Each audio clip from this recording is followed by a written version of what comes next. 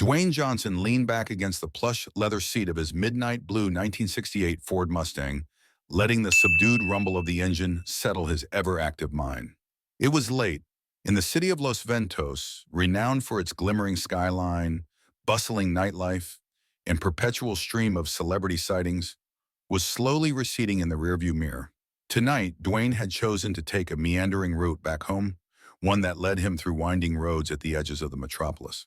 The sky above was a slowly shifting canvas of deep violet fading into inky black, with scattered stars mirroring the distant glow of the city's high-rises.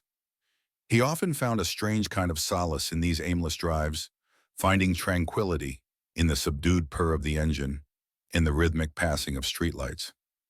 His day had been both hectic and predictably mundane: morning meetings with producers and agents, a quick workout at his favorite gym, followed by a late dinner alone at a tiny roadside cafe. But something felt different tonight. An unshakable intuition hummed at the back of his mind. Perhaps it was the pure silence outside, where even the wind seemed to whisper. Or maybe it was that intangible awareness that life had a tendency to shift on the most unassuming of evenings. When he heard that dull thud and felt the steering wheel wobble abruptly, a sardonic smile tugged at his lips. A flat tire out here in the middle of nowhere was par for the course whenever he let himself relax too much. He maneuvered his Mustang onto a gravel shoulder, the headlights cutting a wedge of light through the otherwise deserted road. As he killed the engine and stepped out, the crisp night air nipped at his face, the scent of pine mixing with the distant odor of asphalt. Stooping down by the rear driver's side tire, Dwayne confirmed his suspicion. The rubber was practically resting on the rim. No big deal, he told himself. Changing a tire was one of those life skills he'd learned long before fame had cornered him. He popped open the trunk, grabbed the jack, and slid the spare free from its mount. But as soon as he tried to loosen the lug nuts, he discovered that they were stuck, solidly immovable despite his best effort. His father, once a mechanic in a humble local garage, had drilled into him the importance of self-reliance. Dwayne remembered the old man's voice telling him never to panic, never to despair. Frustration wasn't quite at the surface yet. Instead, he felt a mild annoyance as he wiped the grease from his palms. Pushing back the hair that had fallen loose around his temples, he leaned on the Mustang's trunk, glancing up at the vast sky overhead. He debated whether to call for roadside assistance or try once more to force the wrench. That debate was cut short by the flash of headlights. A battered red pickup truck crept up the isolated highway, slowing to a halt a few yards in front of him. The engine sputtered in contrast to the Mustang's steady hum. The driver's side door swung open, revealing a tall, broad-shouldered man in a worn denim jacket and battered baseball cap. Dwayne squared his shoulders slightly, ever vigilant of strangers on a deserted road at night. But something in the man's open, inquisitive stance eased his initial caution. "Hey, brother," the man called out, voice resonating in the hush. "Looks like you're having some trouble." Dwayne managed a wry smile, gesturing to the flat tire. "Yeah, lug nuts are jammed. Couldn't budge them." The stranger stuck out a hand. "Name's Malik Carter," he said. "Mechanic by trade. Mind if I give it a shot?" Dwayne's gaze flickered over Malik's rugged features, oil-stained calluses on his hands, a warmth in his eyes that suggested sincerity. With a shrug of relief, Dwayne nodded. "Knock yourself out." Malik retrieved a long iron tire wrench from his pickup, an older tool with a well-worn handle. Dropping into a crouch by the wheel, he applied force with a calculated grunt. The lug nuts screeched in protest but eventually surrendered, loosening under his practiced grip.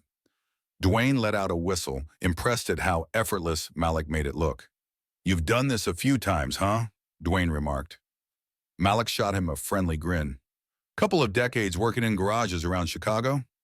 Guess you could say I've got a knack."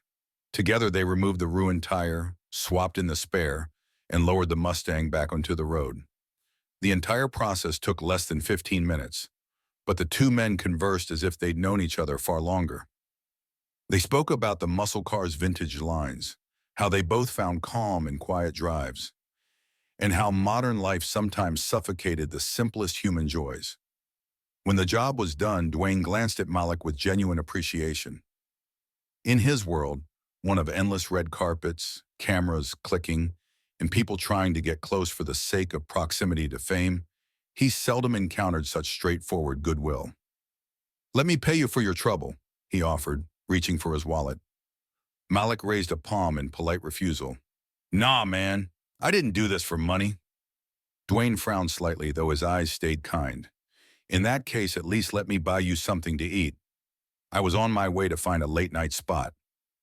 Malik's grin widened. "I can't say no to some good grub. Haven't had dinner myself." Before they could head off, though, the glare of flashing lights lit up the road.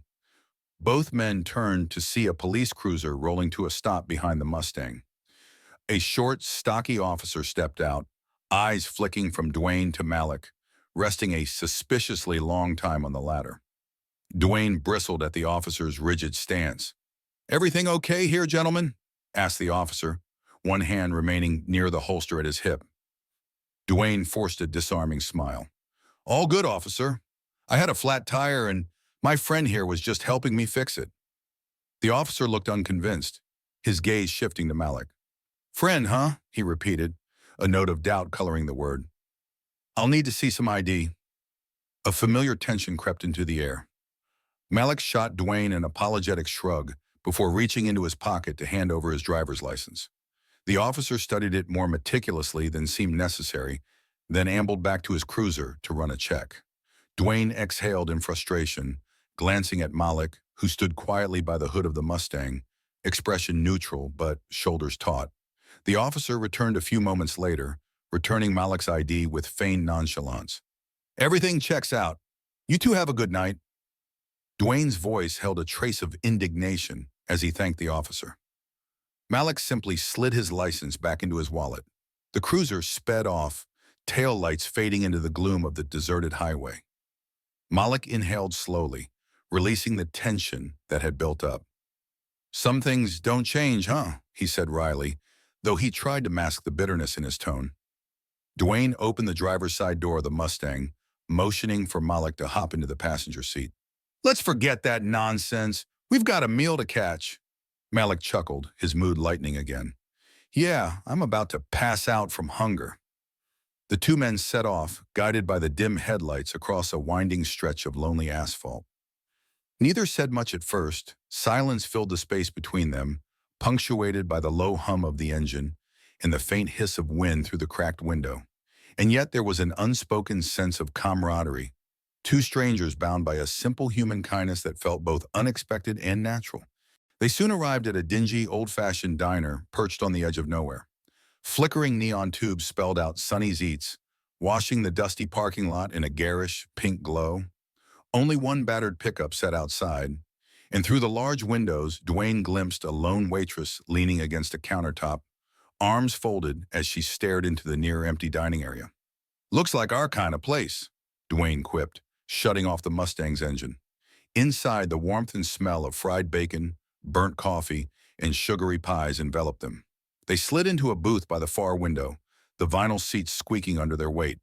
The waitress, appearing too tired to muster curiosity about her two late-night arrivals, greeted them with a half-smile. Her gaze lingered momentarily on Dwayne's face, recognition flashing behind her eyes. But she said nothing about his celebrity. Instead, she simply pulled out a pad and asked for their order. Malik rubbed his hands together, scanning the single-page laminated menu.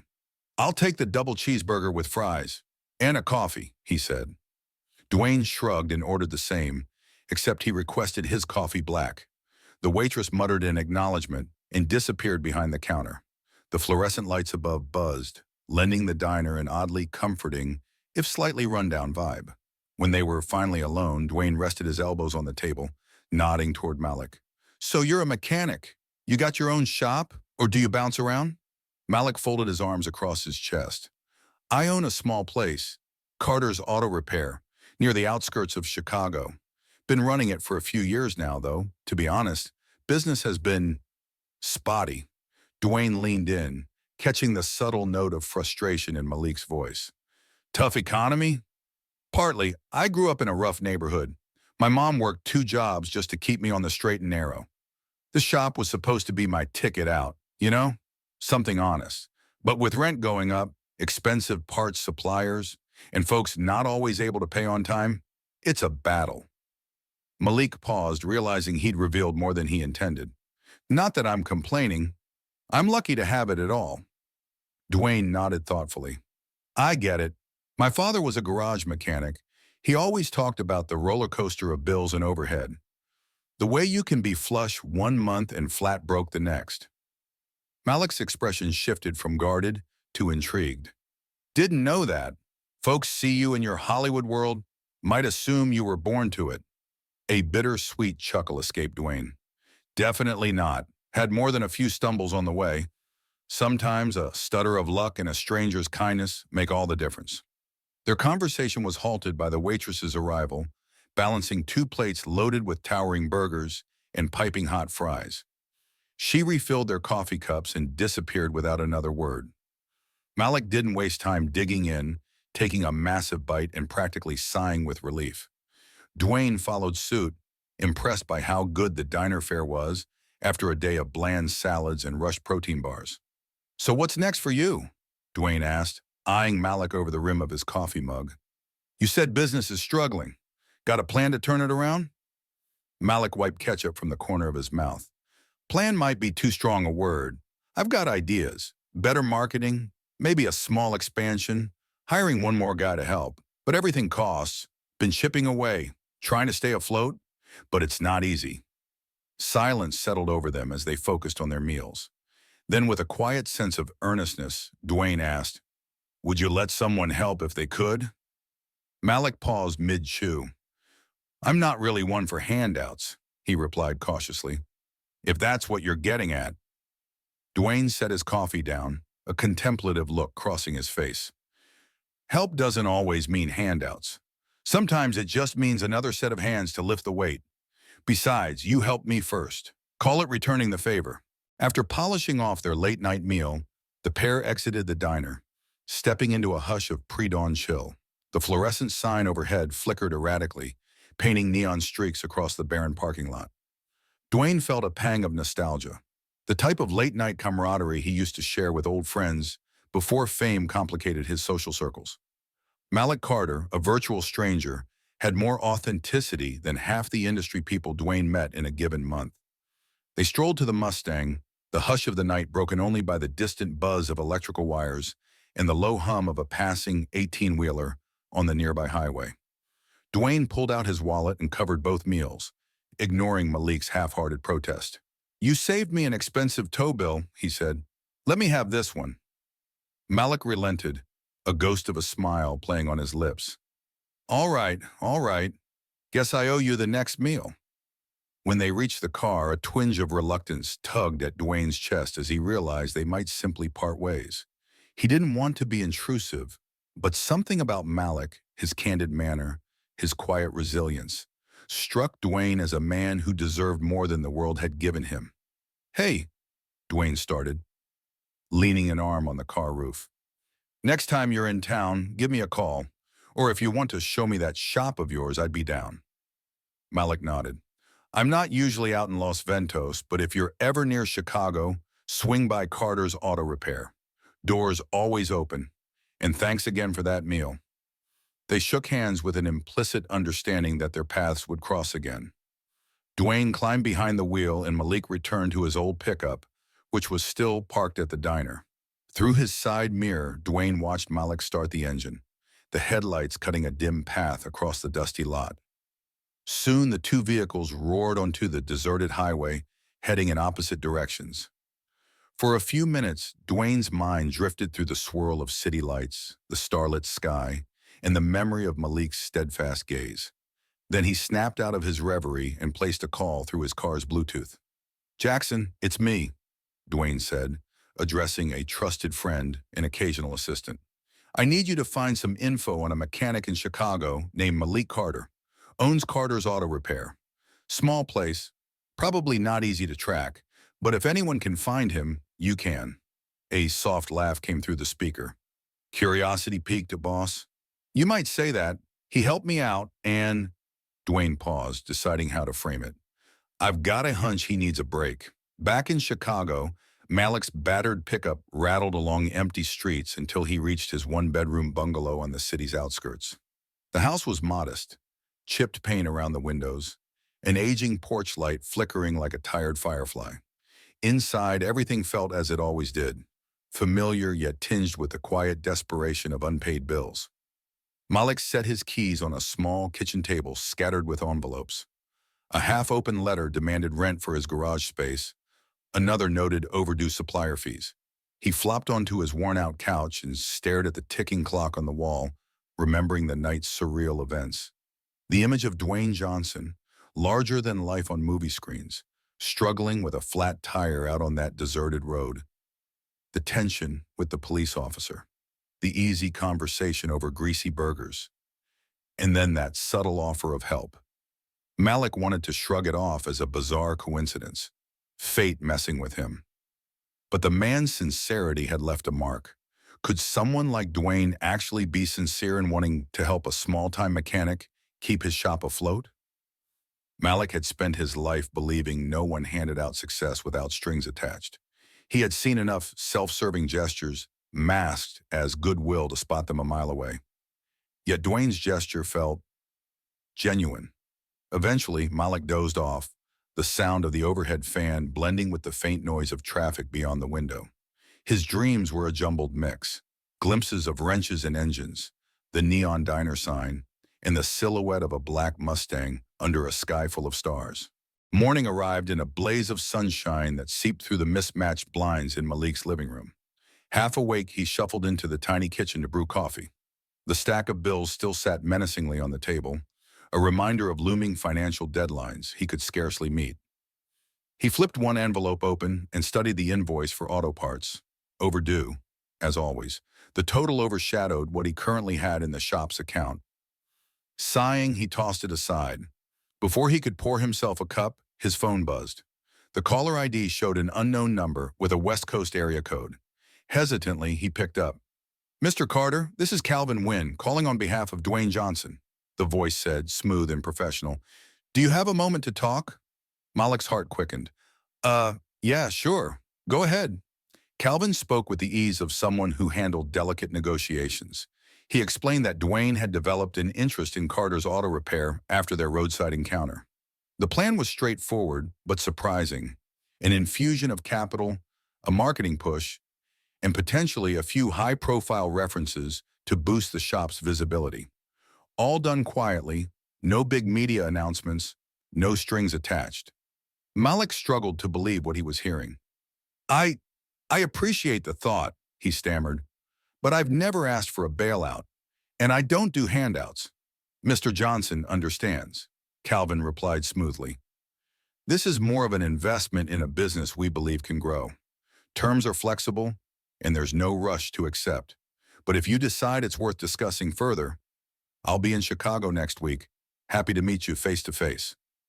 After the call ended, Malik stood motionless for a moment, phone still in hand, the coffee pot gurgling behind him. It all sounded too good to be true. His own shop, renewed equipment, and the resources to hire one or two more mechanics, maybe even build out a dedicated waiting area to make the place feel more welcoming. He tried to quell the hope building inside him. Life had taught him caution. Meanwhile, on the other side of the country, Dwayne Johnson was wrapping up a rigorous training session at a private gym. Sweat trickled down his brow as he stepped off the treadmill. He flipped his phone off airplane mode, checking messages. A brief text from Calvin confirmed he'd reached Malik. Dwayne couldn't help but smile. He recalled the quiet pride in Malik's eyes, a man who took solace in greasy tools and honest labor, not in get-rich-quick schemes. That humility was exactly why Dwayne was certain Malik deserved a chance. He hit the showers, then hurried off to a meeting with his agent. Yet throughout the day's barrage of questions about upcoming film projects and brand endorsements, Dwayne's thoughts kept returning to the mechanic who had fixed his flat tire. The glitz and glamour of show business felt strangely hollow compared to the tangible, real-world difference he might make for someone else. A few days later, Calvin Wynn landed in Chicago. He was a polished individual, well-spoken and disarming, perfect for forging business arrangements without scaring people off. With a manila folder of documents under his arm, He hailed a taxi and directed it to the modest address of Carter's Auto Repair. Pulling up, he noticed a scuffed sign above the garage door, peeling paint, and a scattering of older vehicles in varying states of disassembly. A battered chain-link fence enclosed the gravel lot. Despite the wear and tear, the place had a certain dignity. Clean floors, tools arranged meticulously, and signs of genuine care. Malik greeted Calvin with a mixture of curiosity and guardedness. He wore a faded gray jumpsuit, grease stains marking the knees and cuffs. Wiping his hands on a rag, he offered a short nod. "You must be Wynn." Calvin smiled warmly. "Yes, sir. Thanks for agreeing to see me." The two men entered Malik's cramped back office where a rickety desk was surrounded by piles of spare parts catalogs, invoices, and battered binders. A small window let in a wedge of pale daylight, illuminating motes of dust in the air. Malik gestured for Calvin to sit in a squeaky metal chair. He himself took the old, threadbare swivel chair behind the desk, leaning forward with elbows on the worn surface. Calvin laid out a set of proposals, typed neatly on expensive letterhead. He explained the concept. Dwayne Johnson's team would invest a specified amount to cover overdue bills, upgrade tools, and potentially rebrand the shop for a more modern appeal. Additional funds might be allocated for marketing, local radio spots, online reviews, maybe even a brief social media push. Malik could remain the sole proprietor with an option for a minor profit-sharing arrangement once the shop got into the black. Malik flipped through the papers, shaking his head in mild disbelief. "You folks sure you're not mixing me up with some big auto chain? This is just a little corner garage. We barely handle more than a handful of customers a week." Calvin laughed lightly. "We're very clear about who you are and what you do. Mr. Johnson saw potential. That's enough for us." Leaning back, Malik sighed. "I don't want to sign my life away. I've seen deals that end up with the small guy losing everything." "Then don't sign anything yet," Calvin suggested, "but at least consider it. This is an honest partnership, not a disguised takeover. If you decide it's not for you, we walk away with no hard feelings." Malik gave a slow nod and Calvin rose, offering a business card. "Take your time, and please call if you have questions." After Calvin left, Malik wandered back into the main garage. His two young employees, Jake and Ray, both in their early 20s, were busy swapping out an engine in a beat-up pickup. They flashed questioning looks at him, clearly having noticed the stranger in a suit who had just left. "Everything okay, boss?" Jake asked, wiping sweat from his brow. Malik's mind churned. He pictured the possibility of new lifts to replace the rickety ones he'd patched together.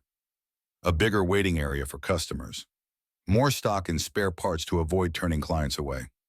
Better pay for Jake and Ray, who both had families to support. But there was fear, too. A fear of losing the independence he'd fought so hard to protect.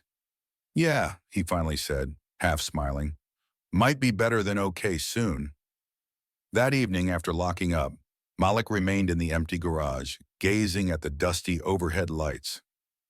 He thought about Dwayne, a man who lived in an entirely different world, yet had shown no airs of superiority the night they met. He wasn't sure if it was fate or coincidence, but the word gratitude echoed through his mind. He remembered the exhaustion in his mother's eyes as she took on 2 cleaning jobs to keep food on the table. He remembered the hollowness of discovering half his friends from childhood had wound up in prison or worse. Stepping outside, he noticed the battered sign for Carter's Auto Repair, the paint peeling, the neon open indicator half burnt out. This was his dream, built from grit and persistence. If a partnership with Dwayne Johnson could preserve that dream and even let it flourish, maybe it was worth swallowing some pride. After all, self-reliance didn't mean rejecting every open hand. It meant having the sense to choose which hands to clasp. That night, Malik had trouble sleeping. He jotted down calculations in a spiral notebook, scribbling profit forecasts and lists of parts he needed. By midnight, his phone blinked with a text from Calvin, simply saying he was still in town if Malik wanted to continue the conversation. The mechanic stared at that message for a long time. Eventually, he typed back, "Let's talk tomorrow." The next day, Calvin Wynn returned with a more fleshed-out plan, and Malik, though still cautious, signed on for what he called a trial run. Essentially, it would be a modest injection of capital to stabilize Carter's auto repair, with no major changes other than paying off pressing debts and updating a few pieces of essential equipment. If the venture worked and profits rose, they could discuss the larger rebranding and marketing blitz. Calvin seemed satisfied with the agreement, shaking Malik's hand firmly. "I'll be sure to let Mr. Johnson know. He'll be thrilled."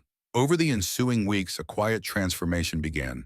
Suppliers who had grown weary of Malik's late payments now delivered parts promptly once they learned the business had fresh backing.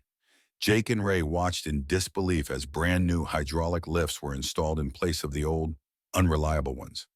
Malik even cleared out a storeroom to create a modest but comfortable customer lounge, adding a coffee machine and a worn couch donated by a local furniture shop. It wasn't an overnight miracle. There were still days when the garage saw too few customers, and Malik worried about whether this gamble would pan out. But slowly, word of mouth spread. Customers who came for routine oil changes noticed the new level of efficiency. Some were excited to see improved equipment in what they had once thought of as a bare-bones shop.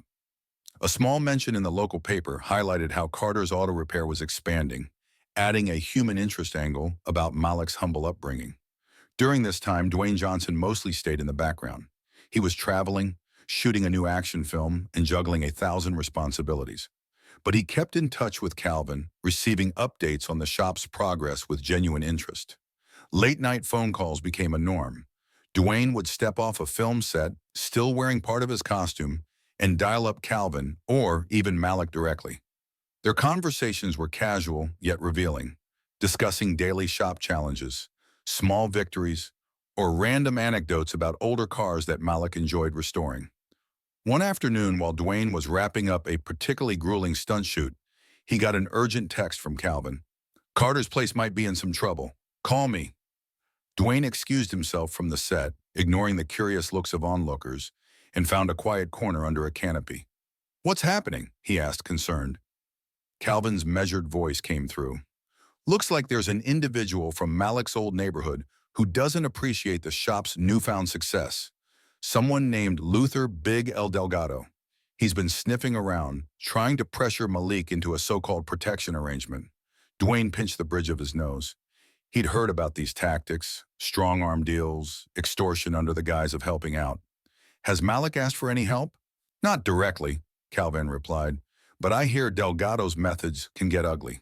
He already had a confrontation with Malik. Might be stepping up the intimidation soon." Dwayne's jaw tightened.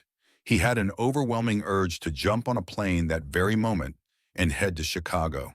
But he also respected Malik enough to know the man valued his independence. "Let's keep an eye on it," Dwayne said at last. "If Malik needs me, I'll be there." Meanwhile, Malik was dealing with the aftermath of a heated run-in with Luther Delgado.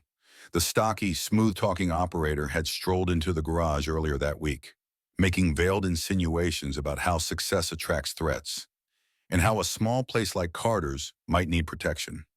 Malik refused to engage, politely but firmly. Delgado's fake smile hardened, and he left with an unspoken promise of trouble. Jake, overhearing the exchange, had asked, "You sure about going toe-to-toe with Delgado?" Malik's quiet determination never wavered. "I didn't build this place to bend to guys like him." Tension weighed heavily over Carter's auto repair in the days that followed. Jake and Ray carried on with their tasks, lubing engines, rotating tires, diagnosing rattles, but both kept glancing nervously toward the windows. A sense of waiting for the other shoe to drop settled among them. Malik tried to maintain his usual calm authority, double-checking every invoice and ensuring the newly installed equipment was running smoothly. Yet inside, he felt the familiar churn of anxiety. He had crossed paths with people like Luther Delgado in his youth. Sometimes they were all bark, but more often, they bit hard. Late one afternoon, as the sun dipped behind looming warehouse buildings, the rumble of an expensive black SUV echoed across the asphalt. Its tinted windows and shiny rims stood out like a predator in the gritty surroundings. The vehicle parked with a flourish, and out stepped Delgado, flanked by two large men in matching leather jackets. He wore an amused expression, as if visiting an old friend, but Malik could see the hardness in his eyes. "Evening, Carter," Delgado said, voice dripping with contrived warmth. "How's business?" Malik stepped forward, arms crossed. It's going well. Thanks for asking. Delgado let his gaze flicker across the updated garage equipment. I see those new lifts. Must have cost a fortune. Word on the street is you got yourself a big-shot Hollywood backer. Jake and Ray tensed in the background, ready to intervene if things got physical. Malik didn't budge. An investor who believes in the shop, that's all. Delgado nodded slowly, his menacing grin never faltering. I see. Well, here's the thing. Success in this part of town can draw unwanted attention. I'm offering to handle that for you. Keep the place safe, you know? Malik's voice remained steady. I don't need that kind of arrangement, Delgado. I've told you before. For a brief moment, Delgado's facade cracked. The grin faded, revealing a sliver of anger. He quickly recomposed himself. Strange, because rumors say you're not from one of those big corporate chains, meaning you're alone out here. If some punks decide to smash up your fancy lifts or rob you after hours, who you gonna call? In the silence that followed, you could hear the faint buzz of a flickering overhead lamp. Jake and Ray exchanged worried glances, bracing themselves. Finally, Malik spoke. I'll take my chances. You can see yourself out. Delgado stared long and hard, then exhaled, turning slightly to address the empty air. You're making a big mistake, Carter. With that, he nodded to his henchmen, and they climbed back into the SUV. A roar of the engine, and they were gone. By the time evening arrived, Malik tried to bury his unease in labor, finishing up a brake job on a client's sedan. But the tremor in his gut refused to settle. As he locked up the shop for the night, he couldn't help noticing a suspicious-looking car circling the block. He told himself not to be paranoid, but that was easier said than done. Sure enough, when he arrived at the garage the following morning, his heart sank. Someone had shattered one of the large front windows. Fragments of glass sparkled menacingly across the pavement, reflecting the neon letters of the shop sign. As if to leave no doubt about who was behind it, the word warning was sprayed in bold red across the shop's exterior wall.